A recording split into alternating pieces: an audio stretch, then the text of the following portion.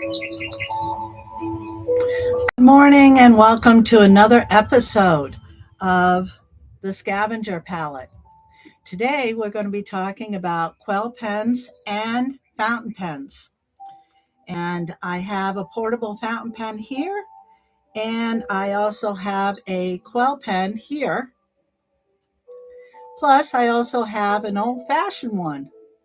This is pretty cool too, the old-fashioned quill pen. And today I'm going to demonstrate the fountain pens as well as the quill pens. And it is the lost art of ink drawing. So again, welcome everyone to the Scavenger Palette, from pantry to nature. So grab your tea, grab your coffee, grab a sketch pad, and if you don't have a fountain pen or a quill pen, don't worry about it. Grab a pen. And before you do, please click the link below in the description, and there you can get my newsletter, my weekly newsletter on the Scavenger Palette, and it will give you the recap of today. Plus, it will give you inspirational quotes, supply links, and also the finished art piece. If I don't finish it during this segment, you'll see it will be up. And even if I did finish it, it'd still be up on the newsletter. So please click the link below. So who am I? Well, my name is Heidi. I am the founder of Heidi's Artistic Designs, and the Scavenger Palette is part of the Heidi's Artistic Designs. I'm a versatile artist, self-taught artist, and I'm a certified Zentangle teacher. Here at Scavenger Palette, we will explore creativity with everyday tools, simple materials, and the beauty around us. Whether you're joining me with a cup of coffee, tea, sketch pad, or simply curious about the art, I'm happy you're here. So please let me know where you're from, and if you ever used a fountain pen or a quill pen before. You know, it's quite different, but it's really neat. And we're going to explore the history behind these fascinating tools, discuss why artists and writers still enjoy using them today, and I'll demonstrate at the end the quill pen and the fountain pen. And I'm also going to include the paint wash too. We'll be doing the paint wash as well.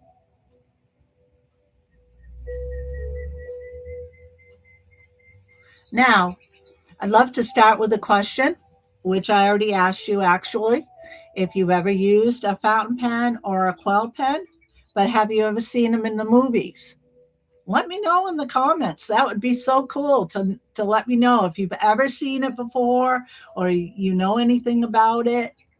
It would be awesome to see it, to have you, let me know. So a brief history of the quill pens. Before fountain pens, before ballpoint pens, and long before computers, people wrote using quill pens.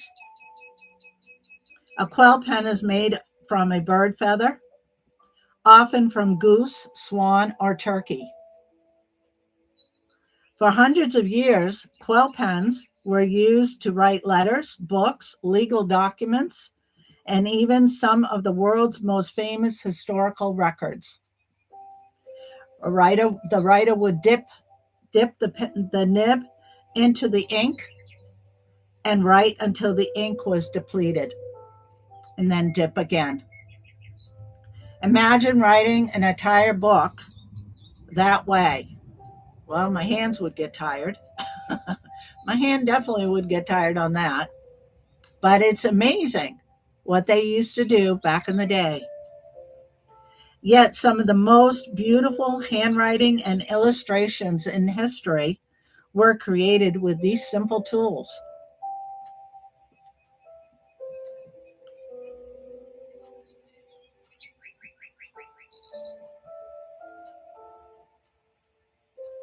So let's take a closer look at the Quill pen. Notice that the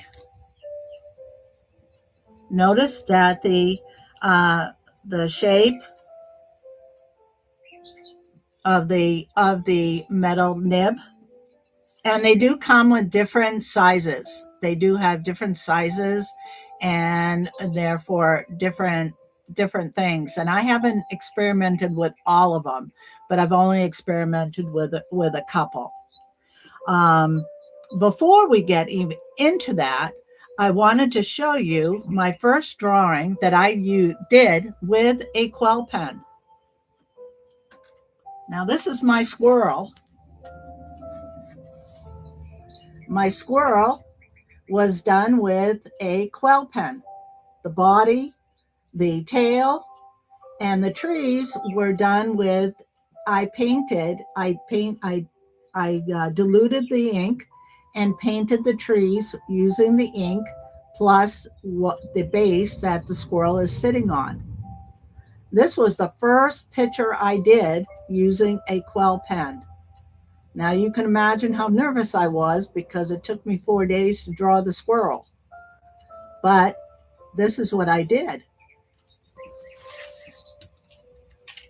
The next picture I have, and I don't want to drop this, so I'm going to put this down.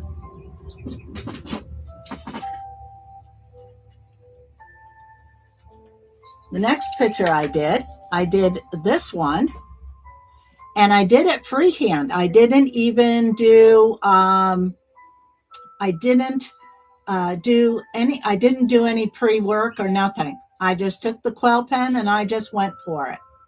And again, I did the paint wash with the ink. And look how cool that is. That is so cool on how that's done with just a Quill pen.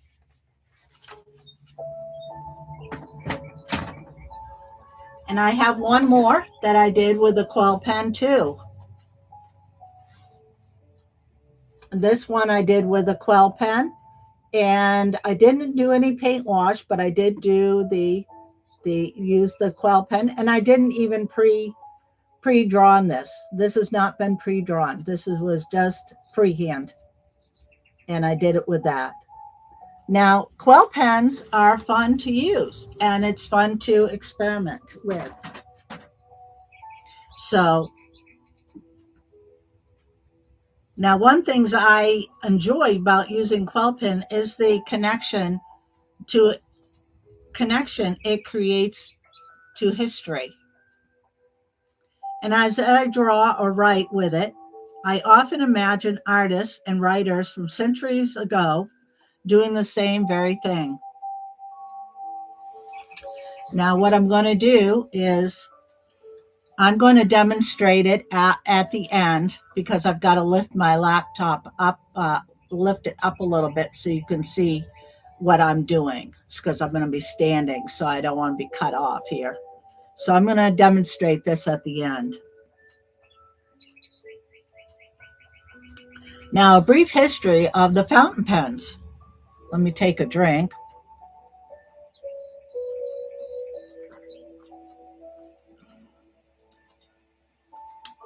As writing evolved, inventors searched for a more convenient way to carry ink.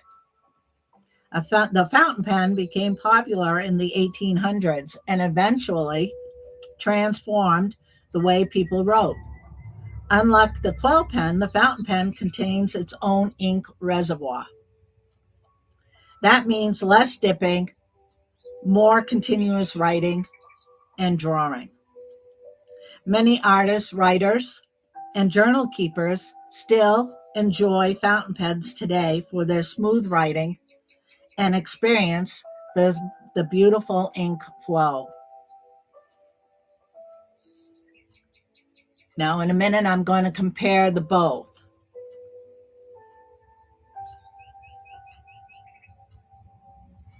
Now, why artists still love using these tools? You might wonder. Well, with all the modern pens available today, why use a Quill pen or a fountain pen? For many artists, it's about the experience. It really is. I mean, when I do art, I just love the different textures, and I love to experiment with these tools because it's fun, and not many people do use them.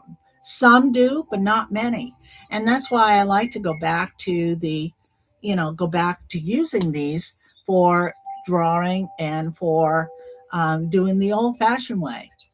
Now, a lot of this is done calligraphy. Calligraphers do use a lot of Quill pens, and this is what they do: is they dip it into the ink to get that flair. I myself have dabbled in calligraphy, but I'm not 100. I'm not an expert in it by any means.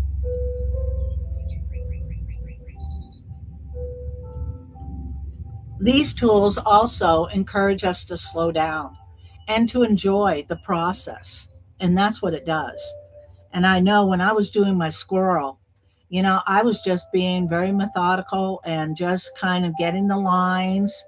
And yeah, you turn this just right and you get a different movement. Sometimes the ink, you may not get any ink, but you have to play with it in order to figure out what's comfortable for you. And then at the end we'll do the Quill, and then I'll do the fountain, and then I'm going to do the ink wash. And I'm going to show you the difference, the darkness of it, the lightness of it, and hopefully I can get into the medium part of it. An ink wash is created by diluting ink with water to produce different values and tones.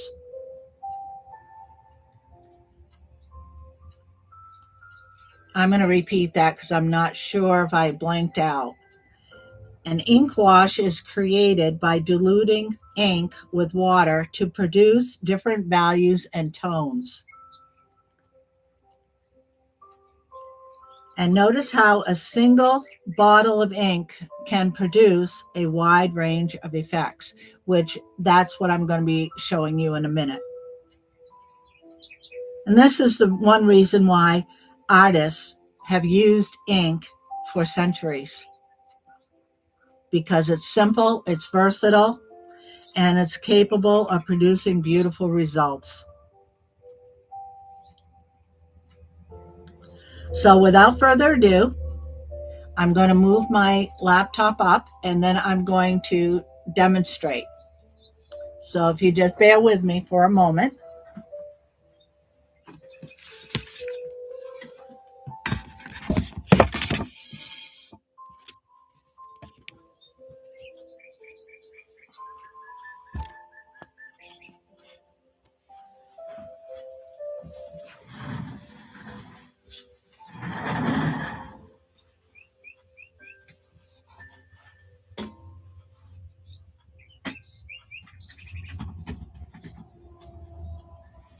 So setting up my easel is a lot better.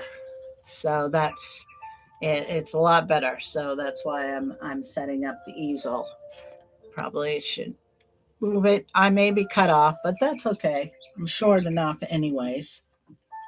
So as we start,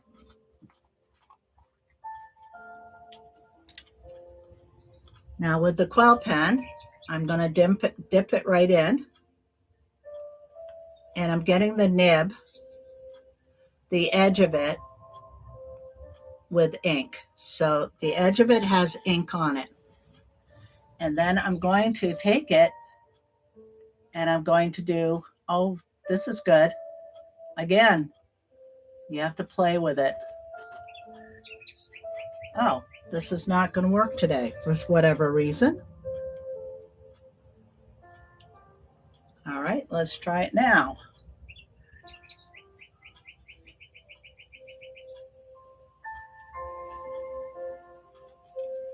Well, it's hard to get it up. Okay, there we go.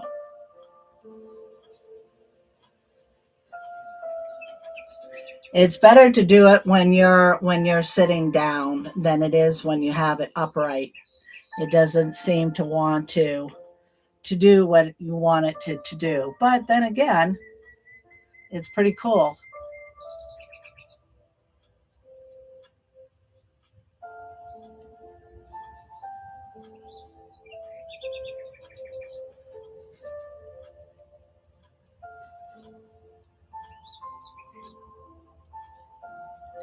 Oh, well, drop the ink on the paper.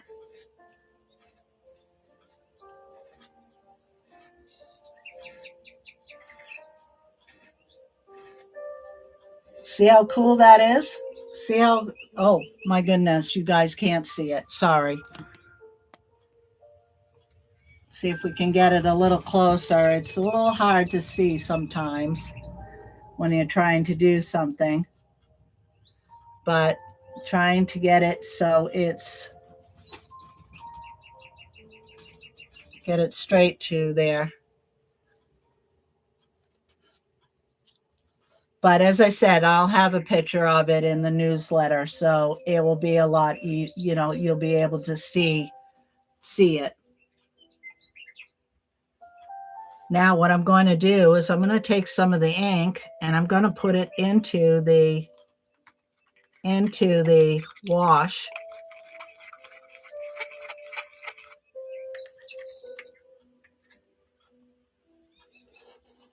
There. This is pretty cool. You can put it in the wash and then just do it this way too. But it takes a little bit to get used to the hang of drawing with it. But you can make all kinds of goofy things.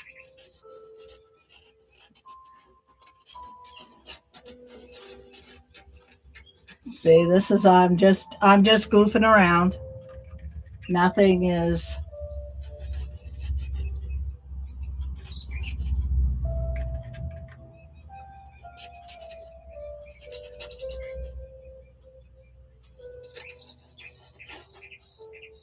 And now what I'm going to do is I'm going to take the paintbrush and I'm going to dip into it. So I'm going to show you what the paintbrush is going to look like.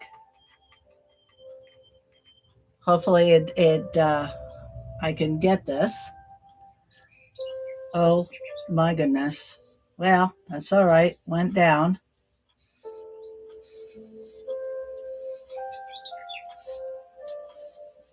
So isn't this cool? You can get different textures with the ink.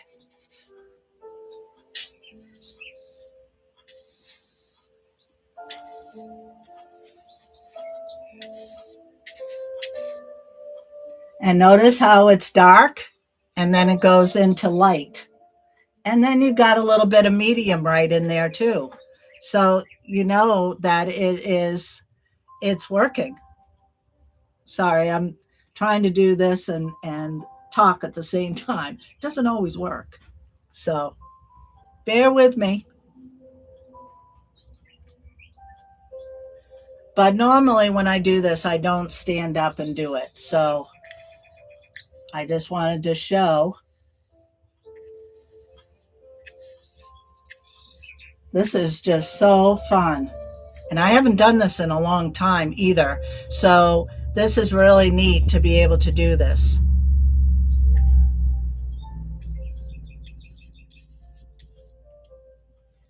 Now, what I'm going to do is I'm going to take my fountain pen. I'm going to take my fountain pen and show you how to do this with the fountain pen. Now with the fountain pen, it's a lot easier because as I said earlier, that the ink has its own reservoir, so you don't have to dunk it in or do anything with it. And I'm just doing goofy lines.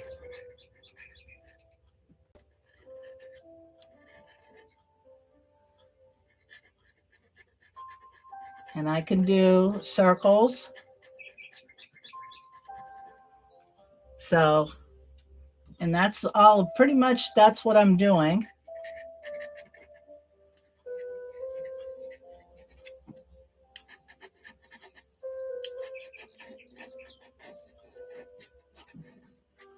And also with the portables, you do get different colors. So you can get different colors.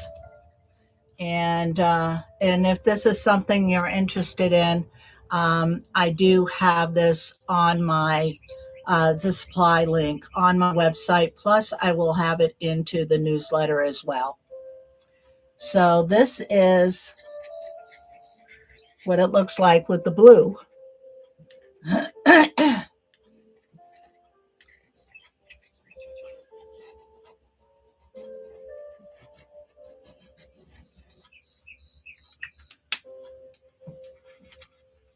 And I'll do green. I'll do one more color.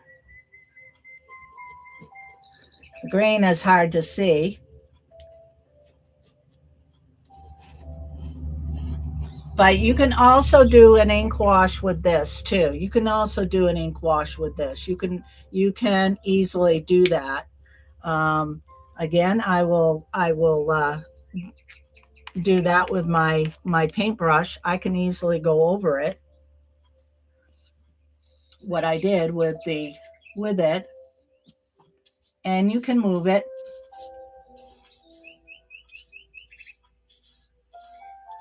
Now, this type of painting, if you're going to do ink washes and you're going to do any kind of painting with this, you want to do it on watercolor paper or mixed media, one of the two.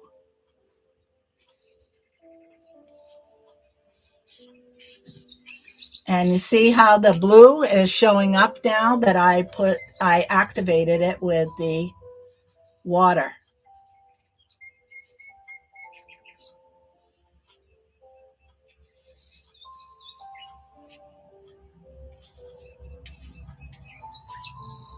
So you can pretty much, do abstract art with fountain pens and with quill pens. You can do some really intricate pieces just by using these tools.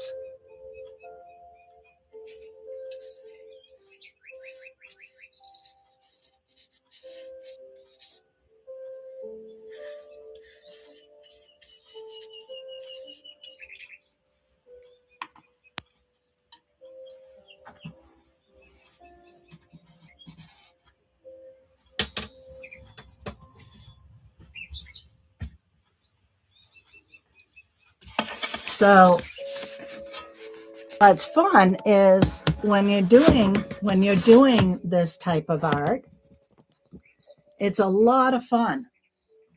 And doing art like this is a lot of fun. And it's something that, it's lost. I don't do it very often, but now that I pulled it out, I'm more inclined to now do a little bit more with it. And especially incorporating doing this using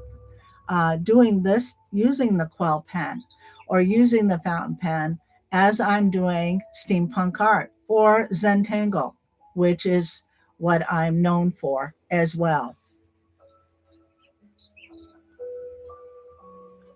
Now, the other thing is, have you ever used a quill pen? And I probably asked you at the beginning, but I'm going to ask it again. Have you ever used it? If you have, put it in the comments. I'd love to know. I'd love to know if you've ever experimented with it, just doing calligraphy or doing something goofy as this. And do you own a fountain pen? That could be in your junk drawer. You never know. And would you try? After this segment, would you do something like this? Would you try to do writing with it or doing some drawing, do something goofy? I recommend you laying it flat because it's hard to have it upright because the ink does drip. And I know it dripped on my floor, but that's okay. It washes off. But it's better to do it when you have it laying flat and having it laying flat on a board, because that way you can do your art. You can, really get into it and do it, and it will come out a little bit better than mine at the moment, where it was a little goofy and upright.